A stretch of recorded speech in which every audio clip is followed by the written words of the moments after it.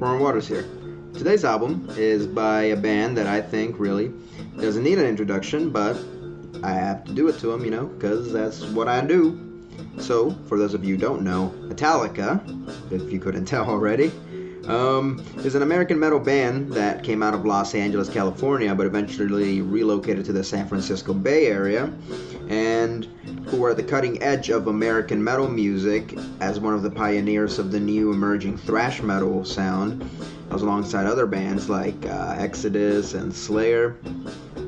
In this style, Metallica released 4 albums that many would today consider to be among the greatest metal albums of all time, and perhaps one of the greatest 4-album streaks in music history, in a manner of increasing complexity, progressiveness, technicality, sophistication, and all that, before they turned to a simpler, more traditional, and frankly, a little bit more commercial sound in the 90s with the self-titled album and so on and so forth.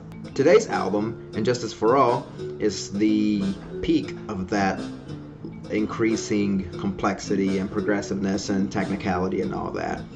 And it even delves into territory that some would even dare call progressive metal, which is not something that you heard a lot about Metallica necessarily, or even thrash as a whole, it being a very primitive kind of music until the late 80s, when bands started being a little bit more sophisticated, more technical, and more creative, I'd say, with their song structures and riff writing processes. And the progressiveness and complexities of the album are evident simply from the running time, with 9 songs running at over 66 minutes, making it an average of over 7 minutes per song, which is kind of crazy if you think about it.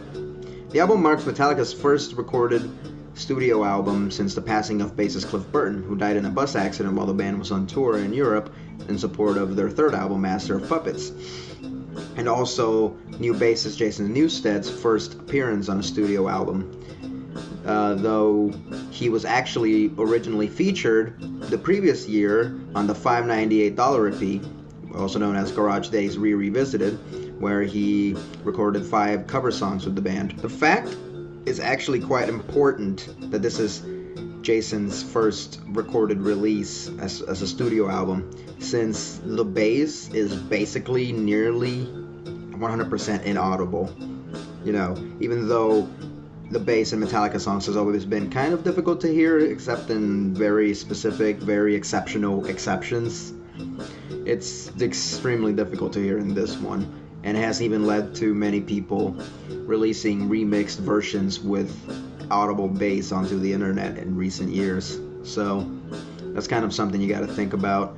The sound of the album is very dry.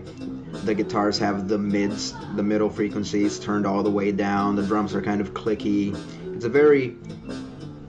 It's a very polarizing sound, I would say. It gives the music a very specific quality, I think, as well. And it really sets it apart amongst Metallica's other albums for having these particular sonic elements, I think. And it's just something to think about. Some people like it, some people don't. I mean, in general, I'm kind of on the fence about it, but I think it works as far as this album goes. The music on the album is dense and abrasive and thrashy and really quite deserving of the label progressive, I think, especially when you look into the 2 twin behemoths of the album, And Justice for All and To Live Is To Die, which together clock in around 20 minutes.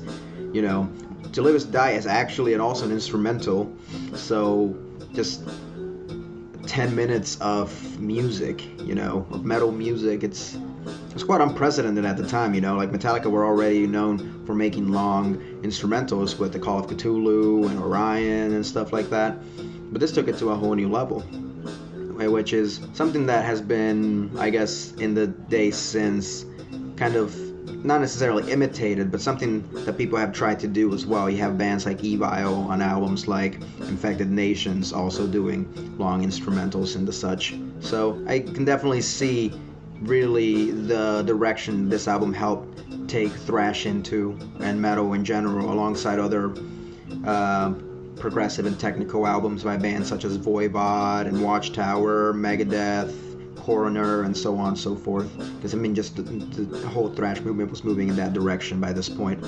The songs on this album, especially the more progressive ones, really use varying textures and timbres and sounds and tempos and time signatures and just every trick, every trick that one can pull in a guitar-based metal album is pulled on this album to make it very grand. You get these suites, these multi-section songs that just, they twist this way and they twist that way, and they're still conventional, but at the same time they're not, if that makes sense.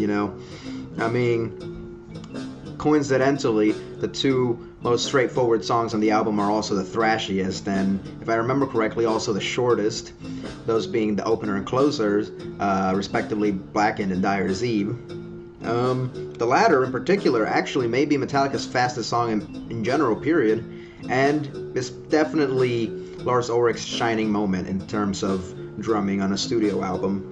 There's also a large number of people who believe the album is overly bloated and overly long, which I may not necessarily agree with, but I can definitely see the point. There are definitely some songs or some sections within songs that feel like they're just long for the sake of being long, progressive for the sake of being progressive would be a better way to say it, I guess. Maybe they're too long, they repeat too many times, they maybe don't even need to really exist, be there in the first place.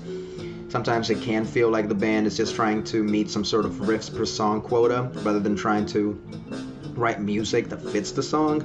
But, who am I to say? I don't know what was going on during the writing of this album. Actually, I do know what's going on in this album, because Lars Ulrich and James Hetfield have talked about in the past how they describe this era of the band as the CNN days, and this reflects in the band's lyrics, where James and Lars would sit and watch the news, and then they'd get ideas for songs, for song titles, song concepts, and everything. And that's reflected in the lyrics in this album, because they're very politically and socially conscious. They deal with elements such as blacklisting and censorship, corruption in the justice system and government overall, effects of warfare on people, environmentalism and destruction, the loss of life in general. There's a lot here. Insanity.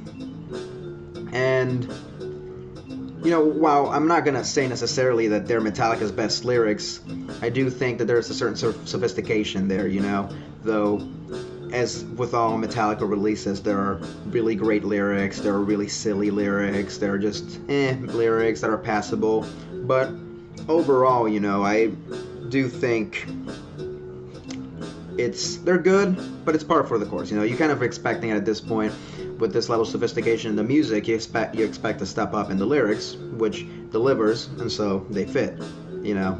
Like I couldn't expect more, let's say, Kill 'Em All type lyrics. That wouldn't fit the music at all, and that would definitely be a step down. Overall, this album is really quite something. You have complex, cerebral music with socially conscious lyrics and twisting dynamics and tight musicianship and everything. So it sounds like it should be a great album, right? It should just be a solid piece of work. But there are also some glaring issues with it. The sound and production on the album is thin and dry. Like the bass is inaudible. There are basically no mids on the guitar. The drums are clicky.